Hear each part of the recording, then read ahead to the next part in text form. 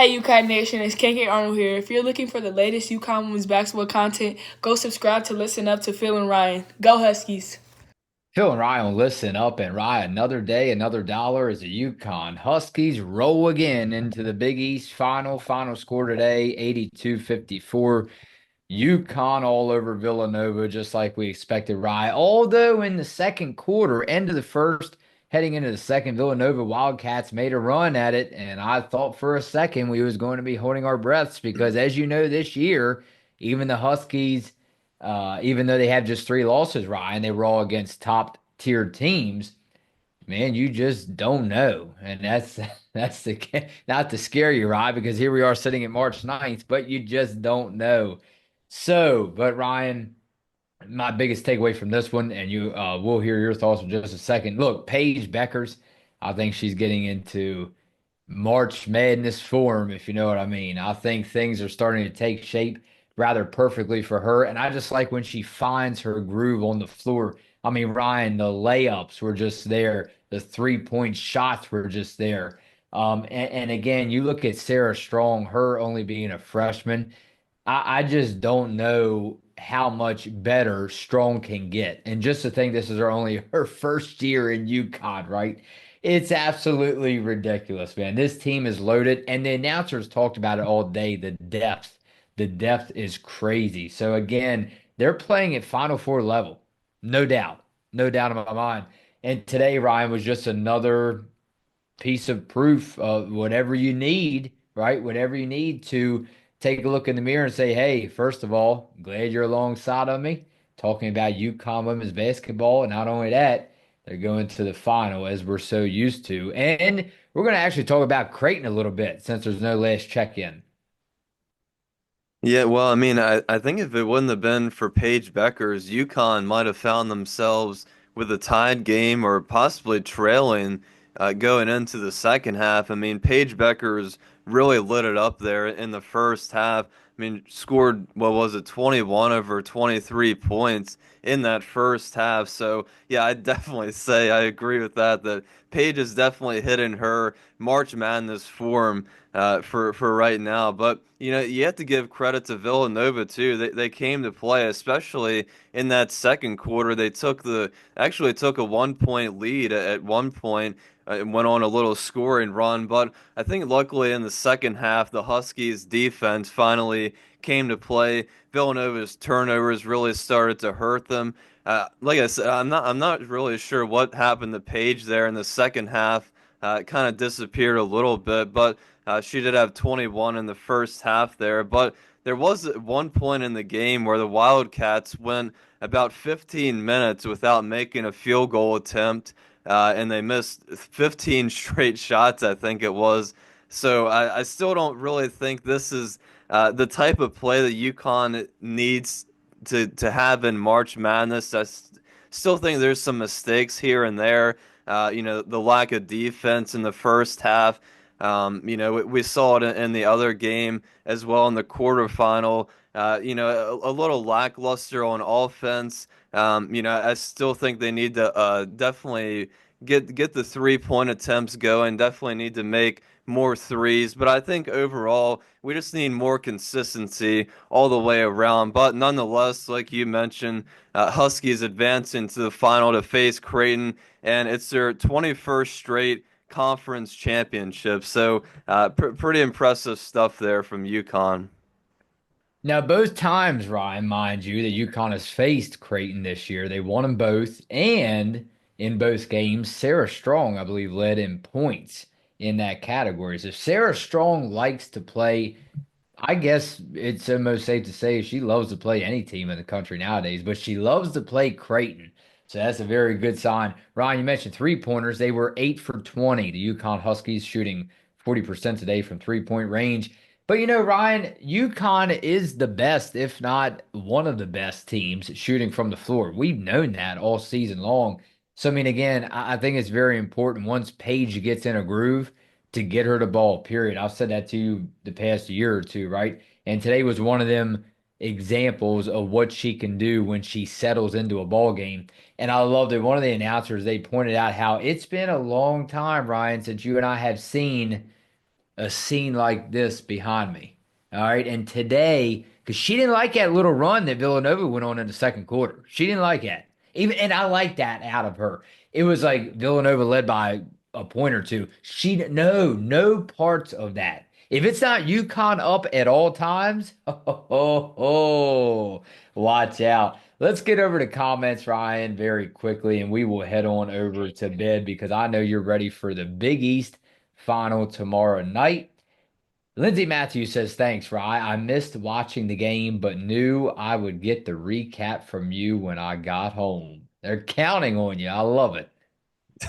Well, yeah, it's all my pleasure. Definitely appreciate the continued support on the recaps, and yeah, never we're never gonna miss a game recap around here, no matter if it's right after the game or a couple hours later, like tonight. But yeah, definitely appreciate it. This is a big take, Ryan. Just me said, hey guys, something to discuss in the offseason is changing the offensive charging rule. Many times the player with the ball is the one who makes physical contact. I think the current guarding position rule needs to be abolished and just call a foul on the player that makes physical contact first. That would make easier calls for the referees and would improve spectator enjoyment. Sometimes players drive to the basket like a football running back, even when the defensive player has not established a guarding position but is retreating away from the offensive player, they still get called for the foul when all the contact was made by the offensive player. Yeah, I kind of agree with that. It's a pretty good point. You know, there's a lot of, I think, 50-50 calls throughout the game. I mean, the referees have such a tough job at all times. Basketball, obviously, a very fast-paced game, almost the whole entire game. So, you know, the referees definitely have a tough job. Not always going to make all the perfect calls, all the right calls during the game, but I do kind of agree with that, you know, the player that initiates the contact should probably be called for the foul. Not sure if it's going to get overturned anytime soon in terms of the charging foul getting overturned, but definitely a good point. Right, Jason D'Amico, we are going to have to be more consistent if we are going to have a chance at winning the national title. This kind of play will not cut it. Peace. Yeah, I think so too. I mean, like I said, the last two games, it just hasn't seemed like it's been all there. You know, the first half, maybe you know, offense is good, the defense not so much. And then the second half, the offense gets better, and then the defense kind of goes away just a little bit. So, you know, I think we've talked about it a lot of times this season. Kind of just needs to all come together. But you know, I'm confident UConn can do that during the tournament. You know, I think tomorrow it's probably going to be a pretty close game against Creighton. You know, the first matchup was kind of close between those two. UConn got the better of them in the second matchup, but I'm expecting Creighton to come to play tomorrow, so we might have a pretty good matchup on our hands. Shout out to Ice Brady in this one. She only had 3 points today, Ryan, but she had a very big splish splash three. So I love to see that. How many times you see Ice Brady step behind the 3 point line and get a big three? So that had me spilling the popcorn everywhere. How about one more, Ryan? This one is interesting because I was not aware. You were, I believe. The disruptor one said, I got to tell you though, Aubrey is the big story of the day, something to keep an eye on.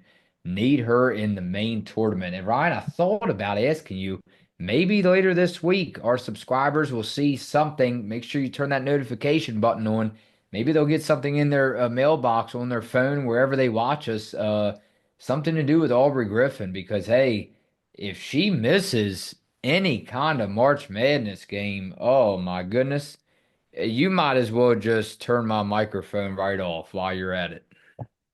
Yeah, well, you talk about big threes. Ice Brady, Caroline Ducharme came into the game and hit a three. I know the Mm. crowd went crazy for that, so that was another good moment for her. Yeah, I think, you know, part of the reason why UConn is so consistent has been because of Aubrey Griffin. You know, when she comes into the game, it's just what she does. She knows what her role is on this team and executes that every time she gets on the floor. Didn't play again today. I haven't really seen any updates, so I'm assuming she probably won't play again tomorrow night. But you know, hopefully, in between the time of course, the selection show will be a week from today. So hopefully, you know, she gets about a week's break, maybe a little bit longer than that, from tomorrow night to the Huskies' first round matchup in March Madness. Hopefully, that gives her enough time to heal that knee up because, like you said, we definitely need Aubrey Griffin in March Madness. Yeah, before we get on out of here, what is your take very quickly? You know, you bring that up now. What if I put you in Gino's shoes?